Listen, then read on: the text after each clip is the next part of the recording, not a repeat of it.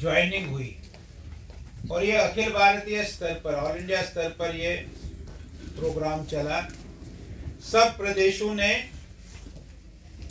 Joining के कार्यक्रम किए।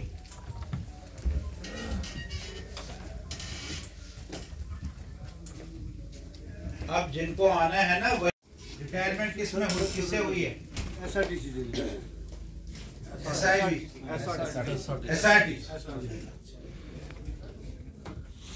बैठिए कि हमको लाभार्थियों से, बेनिफिशरी से हम मिल सकते।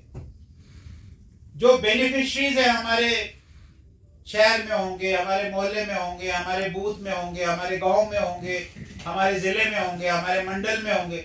जहां तक हमारी मंडल यानी ब्लॉक, जहां तक हमारी पहुंच है, हम उन बेनिफिशरी से मिल सकते। बेनिफिशरी सारे जम्मू कश्मीर में आप देखेंगे, इंजेक्शन तो सबको ही लगा ना, तो बेनिफिशरी है।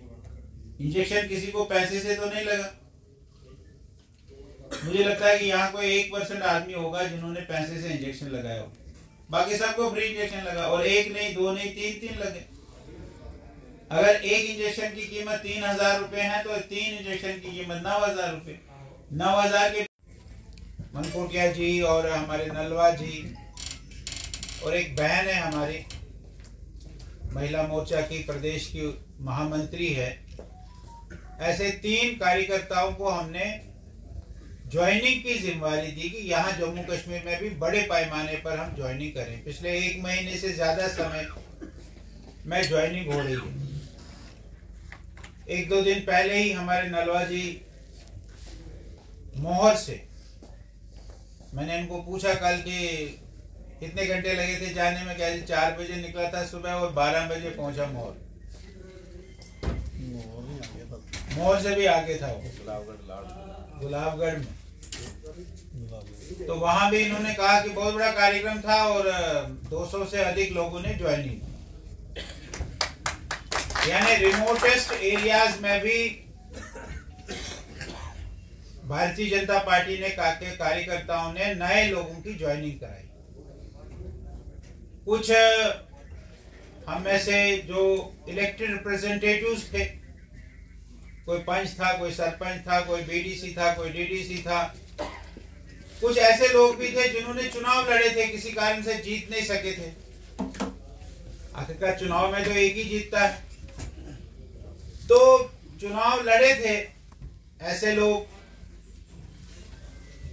कुछ जो सेवानिवृत्त, रिटायर्ड, जो अच्छे पदों से रिटायर हुए हैं, ऐसे लोगों की ज्वाइनिंग हुई है।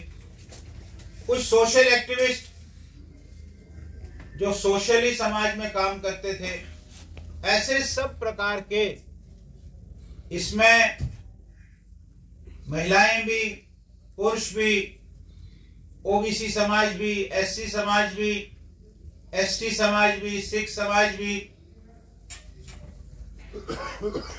हिंदू भी, मुसलमान भी, सब लोगों को ज्वाइनिंग कराने का काम पिछले 1-1.5 महीने से चल रहा है और आगे भी ये चुनाव तक चलता रहेगा, बंद नहीं हो। जब तक ये भारतीय जनता पार्टी, भारतीय जनसंघ से भारतीय जनता पार्टी, भारतीय जनसंघ से जनता पार्टी, जनता पार्टी से भारतीय जनता पार्टी, ये इसका है।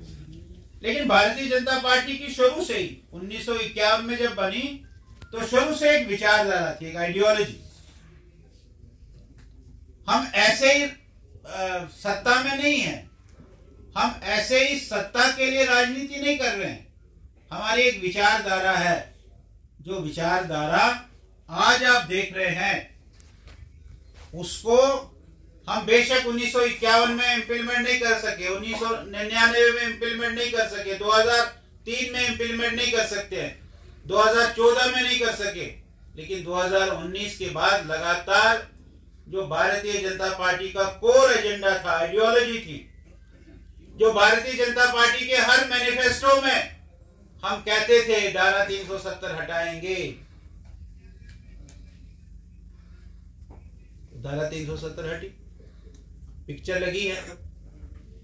मैं आपको भी निवेदन करूंगा, जिसने नहीं देखी है जाकर देखिए।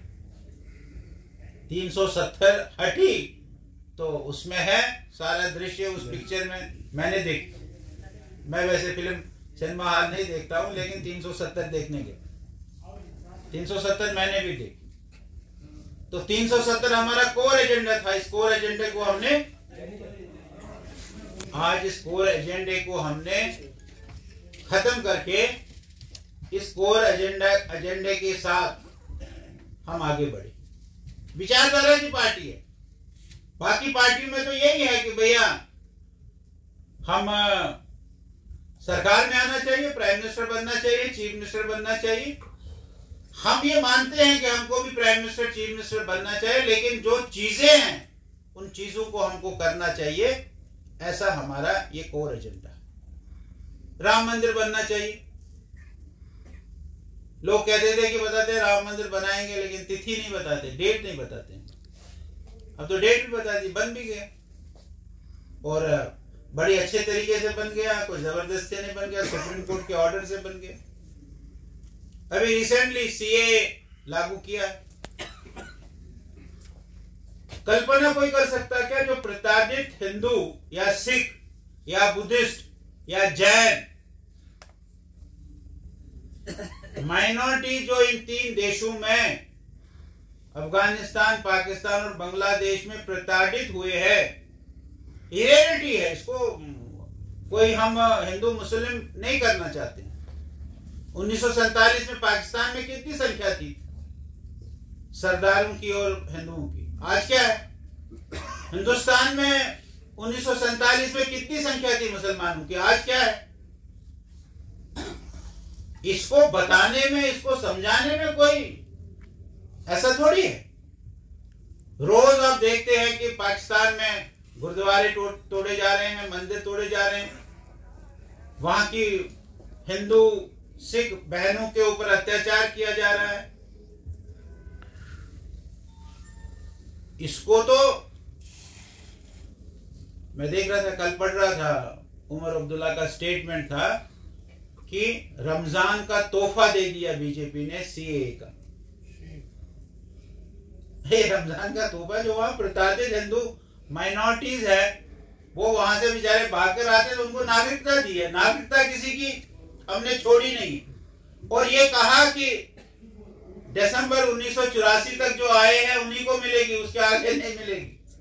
ये उस कानून में है। फिर भी मेरा मानना है कि एक कोर एजेंडा, आइडियोलॉजी जो भारतीय जनता पार्टी शुरू से कह रही थी, उस आइडियोलॉजी को 2019 के बाद भारतीय जनता पार्टी ने इम्प्लीमेंट करना शुरू कर दिया।